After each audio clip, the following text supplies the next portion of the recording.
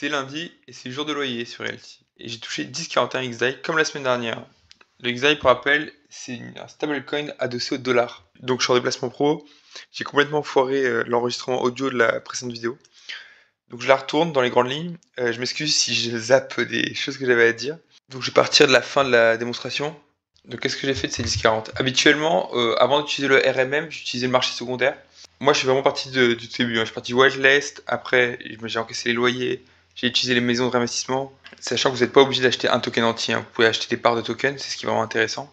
Parce qu'au final, c'est juste des pourcentages d'actionnariat. Après, c'est la maison de réinvestissement, j'ai décidé d'utiliser le marché secondaire pour tout simplement pas avoir les 2 à 3 mois d'attente pour faire rentrer les premiers loyers. Donc c'est l'équivalent des frais de notaire en France, hein. C'est tout simplement les frais administratifs qui fassent la vente. Il y a toujours un mois de décalage. Là, on est en janvier, on touche pas les loyers de début janvier, mais c'est de début décembre. Donc je suis toujours convaincu du RMM pour accélérer mon rendement. Cela étant, on est toujours, je vous rappelle, on est toujours dans un momentum qui est propice au remboursement. Donc c'est pour ça que je rembourse bien plus que mes intérêts. Comme vous voyez, j'ai 69 centimes d'intérêts qui ont été cumulés sur la semaine. Je vais mettre beaucoup plus, je vais mettre 5,72 pour mettre 5 $ de plus pour rembourser ma dette. Donc là c'est déjà fait, mais pourquoi j'ai mis 5 $? C'est pour avoir 40. La semaine prochaine, je mettrai mes 10 $ 40 et j'aurai 41 $ qui seront possibles à l'emprunt. Donc supposons qu'il y ait des intérêts, ça brûle 1 $ d'emprunt possible. Je pourrais participer aux ventes sauvages. Pour moi, les ventes sauvages, c'est bien mieux que utiliser le marché secondaire. Le problème, c'est que c'est aléatoire. Donc pourquoi les ventes sauvages c'est cool? Bah déjà vous n'avez pas de premium où vous achetez au prix du réel token. Ensuite, vos tokens ils cumulent directement des loyers. Donc après la vente sauvage, dès le lundi vous touchez vos loyers. Donc d'attendre 2 ou 3 mois sur une vente classique et d'avoir fait grossir sa dette. Donc là on se retrouve sur AAV, que c'est le projet parent. On peut emprunter des stablecoins et même des cryptos sur différentes blockchains, dont la Polygon. Donc là j'enregistre la vidéo le soir, mais j'ai checké rapidement dans les transports aujourd'hui. Le taux du DAI était rémunérateur à 44%. Donc c'est du taux variable bien sûr. Comme vous pouvez le voir, aujourd'hui 15 janvier à midi, c'était à 23,65. Donc je sais pas quand est fait l'échantillonnage de cette courbe, mais on a quand même frôlé les 44%, ce qui est juste énorme et n'importe quoi, honnêtement. Enfin, c'est surtout si vous êtes de l'autre côté qu'il faut rembourser, hein, parce que du coup, c'était 44% en rémunérateur si vous déposez, et c'était 60% en... Ouais, donc on était par là vers midi.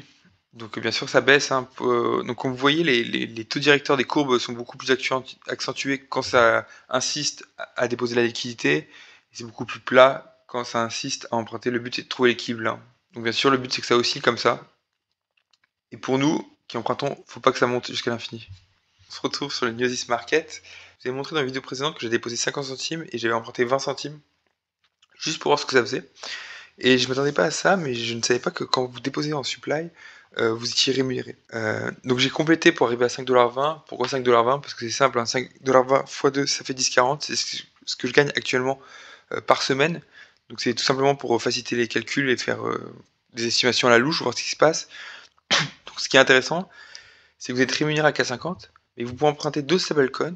Donc bien sûr, le but c'est d'emprunter celui qui a le taux le plus faible en emprunt, donc 4,92. Donc si on part du principe que c'est tous des USD, bah, c'est génial, vous avez que 0,40% de différence, YOLO quoi. Alors le problème de ça, quand vous avez déposé, le problème c'est le DPEG. Alors le DPEG c'est quoi? C'est quand donc le stablecoin c'est adossé au dollar, mais c'est pas toujours vrai, hein. Il y a des gens qui font du trading, ou encore il y a des événements dans la vie réelle qui font bouger cette parité. Donc pour rappel, il y a des entités, des boîtes qui émettent du stablecoin et qui font travailler les vrais dollars ou les vrais euros quand c'est des euros digitaux.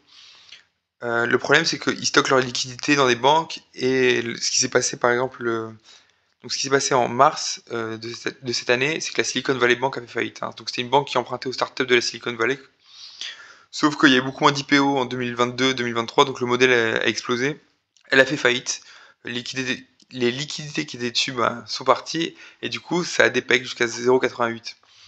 Et pire encore, hein, si par exemple je vous présente le Terra Classic USD, donc c'est le stablecoin qui était dans l'écosystème Luna, lui il valait 1 $, et il a complètement, il s'est explosé la gueule, hein, en 2022. Il vaut 3 centimes actuellement. Les mecs font toujours du trading, je sais pas pourquoi. Moi ça m'intéresse pas. Donc je vous conseille d'utiliser votre propre méthode. Moi j'aime bien tester, y aller pas à pas, d'y aller à votre rythme. C'est de la blockchain, hein, ça change, hein. On s'en rend pas compte, mais je pense que c'est comme les vieux qui ont du mal avec à séparer du liquide ou des chèques. La carte bleue, ils n'y arrivent pas. La blockchain et les stablecoins, c'est ce qui va arriver à notre génération. Là actuellement, bah ouais, je teste les outils, j'y vais pas à pas. Pourquoi j'ai déposé 5,20 $? Tout simplement, l'idée c'est de faire un panier de stablecoins euh, avec lequel je puisse emprunter un autre stablecoin. Il faut prendre aussi en compte la fiscalité. Pour info, la fiscalité des cryptos et des stablecoins du coup, hein, parce que c'est des jetons sur des blockchains. C'est lié à la loi budget-finance de 2024. Donc il y avait un amendement pour que la flat tax ne s'applique pas au crypto stacking et le crypto lending. C'est pas passé, c'est à voir, c'est à suivre, mais ça pourrait être intéressant. C'est-à-dire que là, on serait directement à un taux rémunérateur de 4,50. On pourrait emprunter à 4,92. Donc, voilà, si on reste sur du stablecoin, des dollars, on a 0,50. Entre guillemets, c'est la belle époque des taux à quasiment 0% où tout le monde faisait du LMNP. Donc pourquoi pas, à voir.